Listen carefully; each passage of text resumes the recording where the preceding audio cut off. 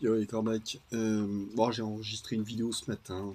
J'en suis moyen content, mais je vais peut-être la mettre celle que je suis en train d'enregistrer là maintenant à la suite de la première parce que ou peut-être bon, enfin bon, on verra, je verrai. Euh, ouais, parce qu'en fait là le truc c'est qu'il y a un lien vraiment entre les deux. Dans la mesure où je parlais d'une vidéo ce matin de la chaîne Fulloscopy. Or, il se trouve que je viens juste à l'instant de l'avoir.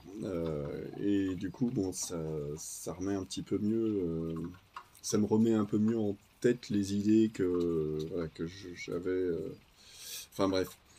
Bon, il y a ça. Et puis, mais là, tout de suite, ce que je voulais aborder comme sujet, c'était surtout. Je sais pas si. Je crois pas que je vous en avais déjà parlé. La chaîne le Black Coach. Oui, le terme. Ah merde, attends, merde, blague, je vais pas m'en souvenir. Bah oui, bah oui, forcément, dès que je veux me. Bah oui, dès que je veux me souvenir d'un terme en vidéo, forcément, j'oublie. Bon, bah tant pis, j'avais le terme que je cherchais tout à l'heure, je l'ai retrouvé. Celui dont je parlais ce matin dans la vidéo, le développement personnel, voilà, c'était ça le terme dans la vidéo de ce matin. Le développement personnel. C'est ça le terme que je ne retrouvais pas. Bon, bref. Non, Black Coach, c'est pas du développement personnel. Mais c'est un mec, j'aime bien. J'aime bien. Et il te rentre un peu dans le lard, mais il soulève des questions intéressantes. Et il se trouve que, donc alors il a une chaîne sur YouTube, mais il a aussi un profil sur Facebook et puis il publie pas mal dessus. Je vois plus souvent ses publis Facebook que ses vidéos. Mais là en fait c'est ce midi, là, enfin ce midi oui, enfin, voilà, vers les midi, j'ai vu une publi à lui et en fait elle est intéressante. Mais selon moi, elle a un côté un peu faux. Alors je vais en parler.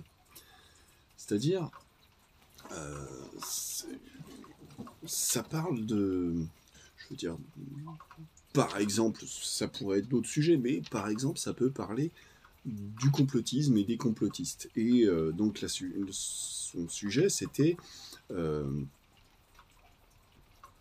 contrairement un petit peu à la démarche que j'essaye d'avoir, son sujet, c'est, enfin, contrairement, oui et non, vous allez voir.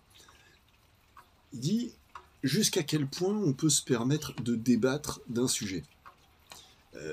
Parce qu'il y a un moment où ça ne sert plus à rien de débattre, il y a un moment où c'est bon, on sait, alors soit tu persistes dans ta connerie, et puis dans ce cas-là, bah oui, bon, ok, vas-y, continue, moi je vais m'occuper, laisse les grands s'occuper de leurs affaires, et toi continue dans ton petit coin. Voilà. Le truc c'est, quelque part, il y avait ce côté un petit peu dénigrant à l'égard de qui va continuer de perdre son temps à débattre à propos de certains sujets. C'est là où justement, alors j'aurais envie de dire oui, je suis d'accord, sauf que déjà, quel sujet et qui va décider à quel moment, c'est plus la peine de débattre. Je veux dire, parce que sur le principe, oui, il y a un moment où il faut aussi savoir passer à autre chose.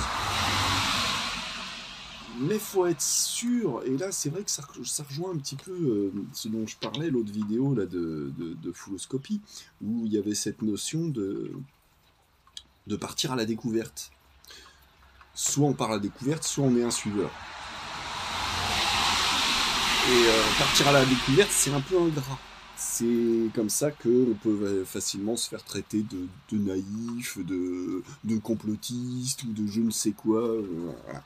Puis se retrouver des fois même en danger. Hein, demander à Giordano Bruno ce qu'il en pense. Hein, voilà, ça lui a pas réussi à lui de partir à la découverte de nouvelles idées. Mais alors donc, voilà, j'en reviens à l'histoire de Black Coach. Parce que bon, voilà, si vous voyez la vidéo de Fulloscopy dont je parle, vous verrez que les deux approches sont intéressantes en vrai, mais que, en fait, et ça c'est dommage qu'il ne l'ait pas souligné, parce que lui, son but c'est pas finalement de comment dire, d'apporter des réponses, mais plutôt de faire des observations par rapport à ce qui existe. Et moi, une des réponses que j'aurais pu essayer de mentionner ce matin, j'y ai pas pensé, parce que voilà, c'est jamais parfait ce que je fais. Une des réponses que j'aurais pu apporter, c'est justement en revoyant cette vidéo de Messaoui, là, de Fulloscopy, la vidéo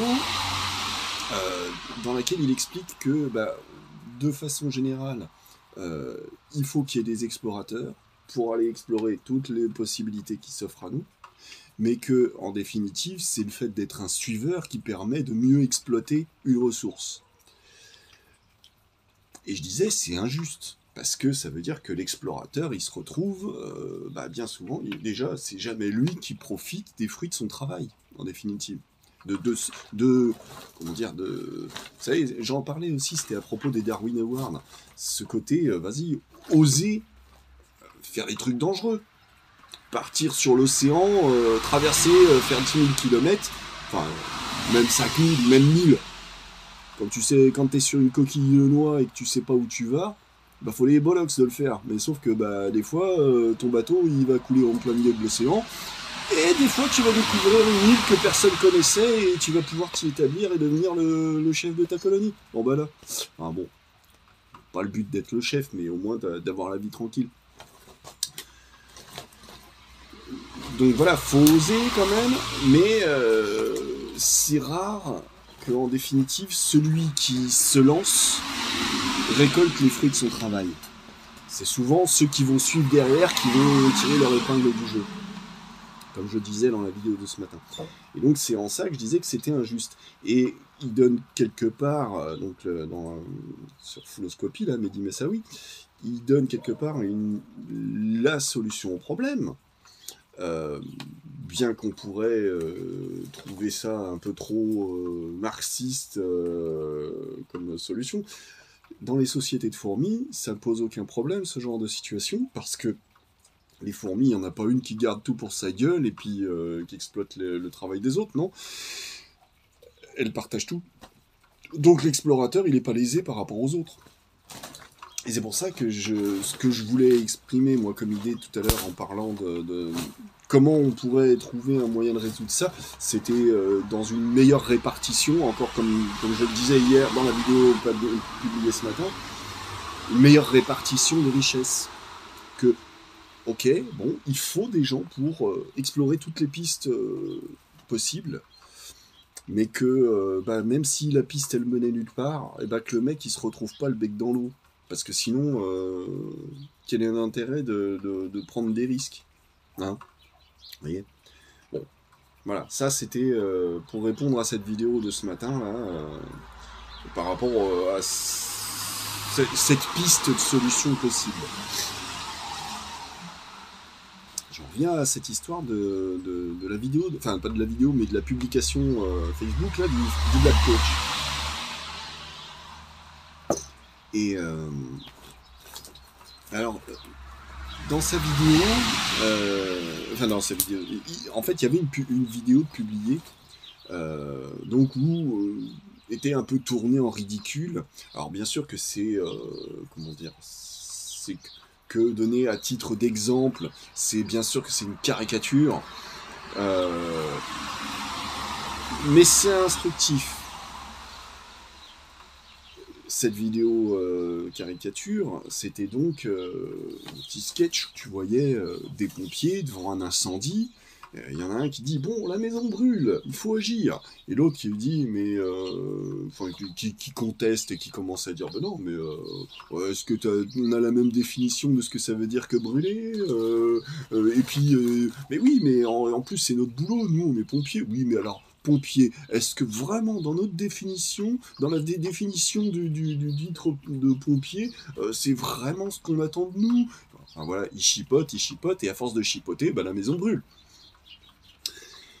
Et donc effectivement, débattre, oui, jusqu'à quel point telle est la question. Et alors, finalement, voilà, le fait est de dire que, bon, il y a un moment, il faut arrêter de débattre. Certes, mais ça, c'est valable éventuellement dans des cas qui sont simples, j'ai envie de dire. Des cas qui finalement sont pas trop litigieux. Parce qu'en réalité, les cas simples, ça existe, mais il y a des cas qui sont loin d'être simples en vrai. Et la plupart des cas qu'on rencontre sont très loin d'être simples. Ce que je veux dire par cas simple, c'est que... comment expliquer le truc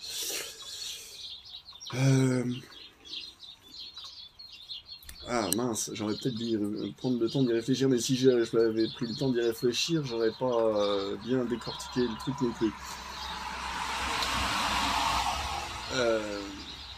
Des cas simples. Il y a quelqu'un qui est blessé dans la rue. Il n'y a pas besoin de débattre, à savoir quelqu'un qui est dans sa bagnole, la bagnole est en train de brûler, la personne est blessée, sauf que oui, mais on déplace pas une personne blessée comme ça, tu risques de la blesser encore plus gravement, sauf que sa bagnole elle est en train de brûler. Donc la question se pose même pas, tu la déplaces parce que sinon elle va brûler dans sa bagnole. Ah oui mais non, je voulais pas blesser plus qu'elle était blessée. Hein. Eh ben non, là c'est un cas simple, c'est un cas où effectivement il y a des questions qui se posent, mais répondre à ces questions c'est simple. Sauf qu'il y a des cas où c'est beaucoup plus problématique. Comment dire, je parlais du suicide assisté l'autre fois. Ah oui, merde, je sais pas si je l'ai diffusé celle-là. Ah si, peut-être bien, je sais plus. Ça, c'est un cas compliqué. Parce que, comme je l'expliquais, ça soulève des tas de raisons, de questions d'abus possibles. Alors que ce soit des abus de la part des uns ou des autres. Donc c'est le genre de cas où il faut vraiment presque faire du cas par cas. Peut-être même carrément faire du cas par cas. Vous voyez ? Alors, j'ai peur de rater un truc dans la façon dont j'explique ça.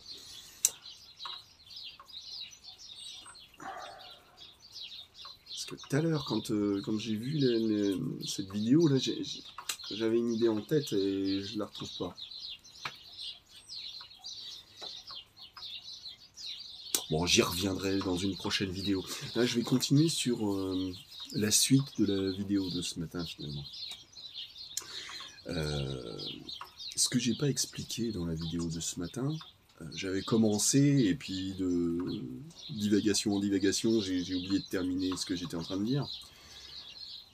Ce que j'avais commencé à dire, c'est que si en ce moment, je vous avais déjà dit dans une précédente vidéo que j'avais ce sentiment d'avoir grandement perdu dans mes facultés cognitives et que ça m'inquiétait et que je me demandais à quoi ça pouvait être dû. Est-ce que j'aurais trop fumé de pétard dans ma vie, est-ce que c'est le fait de ne pas fumer de pétard à l'heure actuelle et que du coup la dépression reprenant le dessus, la dépression qui, elle, par contre, a, on le sait, des effets sur le cerveau, des effets délétères et sur les facultés cognitives. Donc, est-ce que c'est ça ou d'autres choses? Ce que j'ai commencé à dire donc ce matin à ce propos, c'était que effectivement, moi quand donc je parlais du cas de la personne que j'ai connue qui était opérée du cerveau, donc c'était un ex à ma mère qui n'a pas voulu venir avec nous quand on a déménagé ici. Il préférait rester vivre dans sa ville de toujours avec son père, tout ça. Donc, nous on est parti, il est resté sur place. Et Didier, donc, il se trouve que d'être au contact de cet homme-là, dans cet état cognitif dans lequel il était,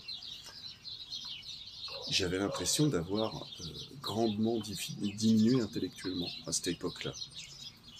Et ce qui est ce qui a disparu en fait quand je me suis plus, quand j'ai plus été au contact de cette personne, hein, quand on a déménagé et pas lui. Or, moi, ce qui me... Non pas que ça me fasse peur, mais une des pistes supplémentaires voilà, que je peux explorer dans le sens de est-ce que par hasard ça pourrait réduire mes facultés intellectuelles, c'est le fait, comme j'expliquais, que ma mère à l'heure actuelle a depuis... Alors là, comme je disais, ça fait une quinzaine d'années, je dirais, que j'ai remarqué qu'elle prenait une mauvaise voie. Ce qui, moi, me semblait être une mauvaise voie pour prendre soin de son cerveau, prendre soin de la façon dont il fonctionne. Il m'a semblé, moi, il y a une quinzaine d'années, observer qu'elle commettait des erreurs de ce côté-là. J'ai essayé de lui en parler, elle n'a jamais voulu en tenir compte parce que, bon, bah, il faudrait que je rentre plus dans les détails, mais... Enfin bon, bref, pour faire simple, voilà, pour elle, c'était pas envisageable que d'en tenir compte. Parce que, ben voilà, cette espèce de fierté mal placée, j'ai envie de dire, qui fait que, non, c'est pas moi, c'est les autres, et c'est comme ça. Or, ça fait peut-être 3-4 ans que là, j'ai vraiment le sentiment qu'elle est sur le déclin, intellectuellement. Et vous me direz, c'est normal, elle a quand même là, elle a 78 ans, bon. Moi, je reste quand même persuadé à l'heure actuelle qu'il y a une part de responsabilité, peut-être un bien grand mot, mais qu'une part est due à la façon dont elle se sert de son cerveau. Et que si elle avait bien voulu m'écouter et tenter de faire les choses autrement, ça se serait peut-être, elle n'en serait peut-être pas là où elle en est aujourd'hui. Et donc, comme je disais, cette espèce d'idée de... Comme si l'empathie... est-ce que c'est l'empathie? Est-ce que c'est simplement le compte? Moi, je mets ça sur le compte de l'empathie, j'en sais rien. J'en sais rien, dans le fond. Qui fait que d'être au contact de quelqu'un dans cet état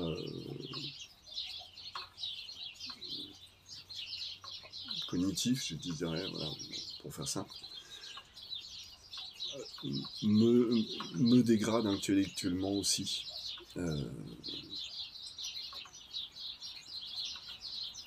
Je sais pas. À moins qu'il existe d'autres choses plus subtiles qui échappent encore à la science, ce qui n'est pas forcément impossible d'ailleurs.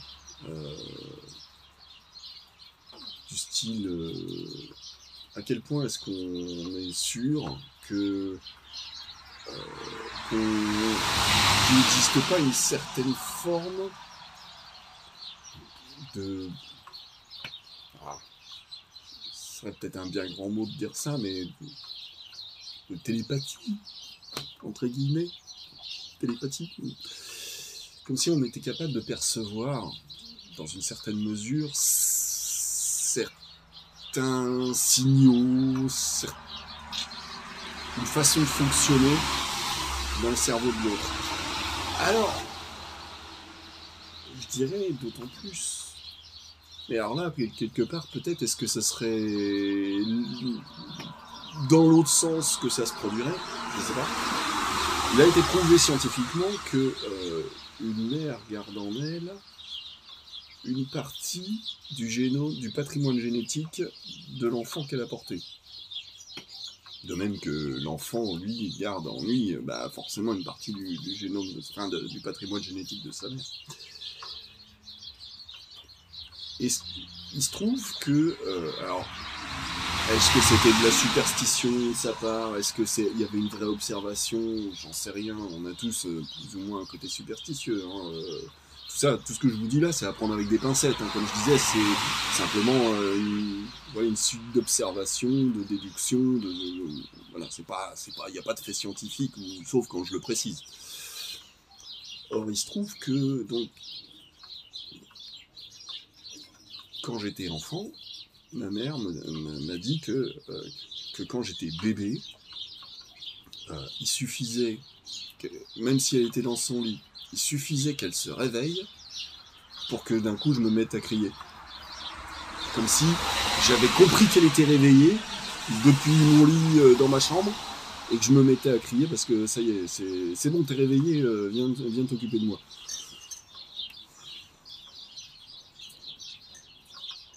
Bon, je sais pas.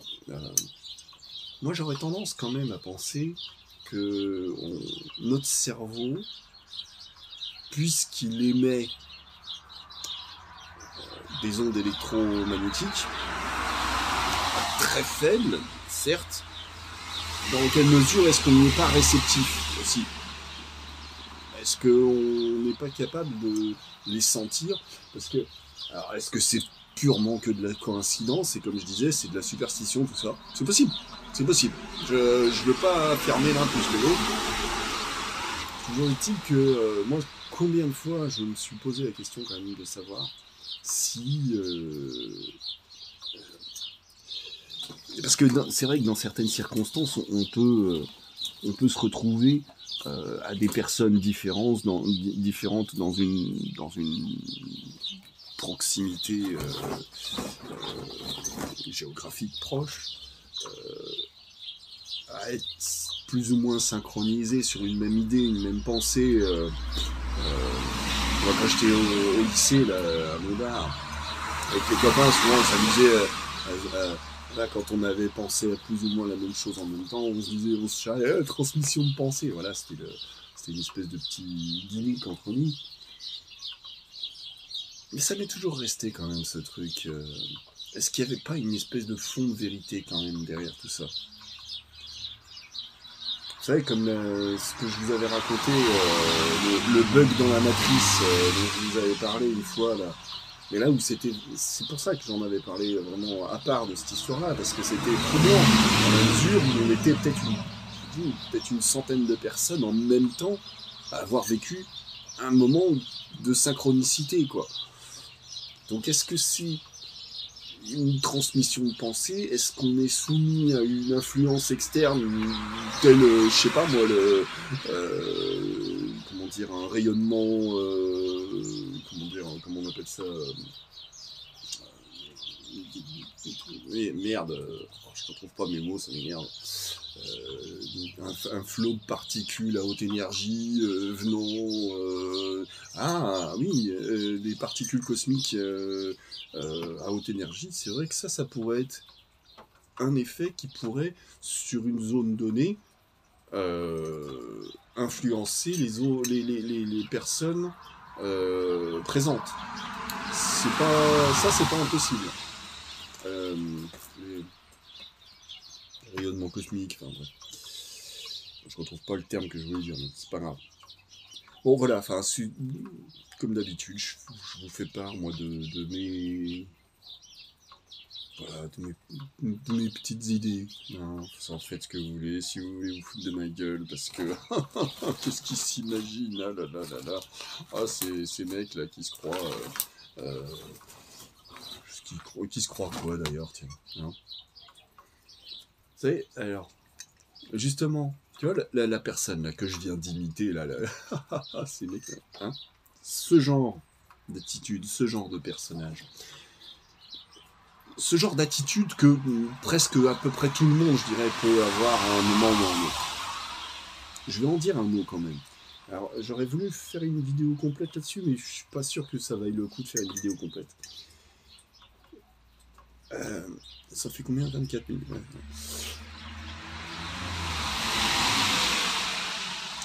J'avais un exemple ce matin. enfin ce midi, là, quand je suis tombé sur la publication du Black Coach, il se trouve que je suis tombé sur une autre publication, alors c'était rien de bien formidable, une photo avec un cajot alors ça avait l'air d'être des prunes, peut-être des mangues, je sais pas. Et au milieu, on voyait une tête d'un oiseau, genre une perruche ou un truc comme ça, mais qui avait exactement la même couleur que les fruits autour. Et donc, planqué au milieu, voilà, on la voyait pas ou presque. Et en dessous de la photo, il y avait marqué oui, si vous l'avez vu, dites simplement vu. Hein, voilà, gâchez pas la surprise aux autres, quoi. Et dans ces situations-là, t'as toujours un connard, et en fait plusieurs, en fait. C'est une attitude sociale, quand je vous parle d'heuristique, voilà, ça c'en est une. Voilà, c'est un de ces trucs où on veut se faire passer pour plus qu'on est. Voilà. Donc le mec, il fait sa capture d'écran, il entoure la perruche pour dire ah, vous avez vu, ah, je l'ai trouvé, ah, je suis trop fort, dis donc, qu'est-ce que je suis intelligent. Bah non, t'es un connard, mec. Tu gâches le plaisir aux autres. Tout ça pourquoi? Pour te faire passer pour plus malin. Mais en vrai, tu te fais passer pour le connard de la bande. Voilà. Quel besoin on a de faire ça? Et vous savez, quand il y a des trolls, comme j'en parle, bah alors, il y a différentes façons de troller, il y a différents types de trolls. Mais bien souvent, c'est un petit peu pour les mêmes raisons, je pourrais qualifier là encore de narcissique, de vouloir occuper le devant de la scène. Et remarquez-moi les gens, je suis là. Hein, vous avez vu comment je suis beau, comment je suis intelligent? Oh, je suis tellement le meilleur de tous. Hein? Ben voilà. Évitons d'être ce genre de mec. Évitons ça. Franchement, les gens, c'est pas super. Ouais, c'est cool, t'avais trouvé la perruche. Qu'est-ce qu'on s'en bat les couilles? Ça valait le coup de ruiner le plaisir aux autres? Si ils ont envie de chercher, ben non, ils sont obligés de tomber sur toi qui est... tiens, sens, tu la sens l'odeur de mon paix, là? Voilà, non? Bon, alors c'était un petit peu hors sujet, je sais plus si j'avais vu un lien dans ce que je disais, mais peu importe. Je reviendrai dessus un de ces jours sur tout ça, sur cette attitude sociale qu'on a pour se faire remarquer, quelque part c'est pathétique parce que c'est dans le but de se faire aimer et finalement on en vient à détester ce genre de connard qui se comporte comme ça. Voilà. Donc évitons de faire ça les gens. C'est un conseil. Ça serait bien pour tout le monde quoi. Bon, allez je m'arrête là. Allez ciao les gens.